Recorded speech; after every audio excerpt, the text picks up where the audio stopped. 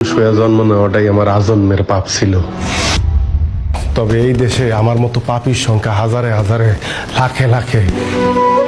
এরা সবাই মানব সন্তান হয়ে জন্মাইছে ঠিকই, কেউ পুরুষ হয়ে উঠতে পারে নাই। আর পুরুষ হয়ে না ওঠার যন্ত্রণা যে কত কঠিন, কত ভয়াবহ, প্রতিনিয়ত হারে হারে টের পাই। কারণ পুরুষের সাফল্যের ভাগ সবাই নিল, ব্যর্থতার ভাগ তো কেউ নিতে চায় না। কারণ সবাই মনে করে পুরুষ জন্মগ্রহণ করছে পরিবারের অন্যান্য সদস্যদের চাহিদা মেটানোর জন্য। অনেকে ভুলেই যায় পুরুষ নামক মানুষটার মধ্যেও একটা মন আছে, একটা হৃদয় আছে, হৃৎপিণ্ড নামক একটা বস্তু আছে।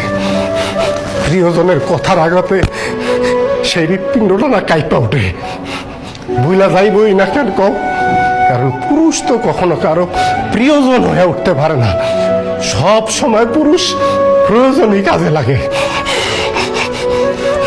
জানো সোনিয়া, পুরুষ মানুষ সবসময় চোখ দিয়ে কান্না করে না,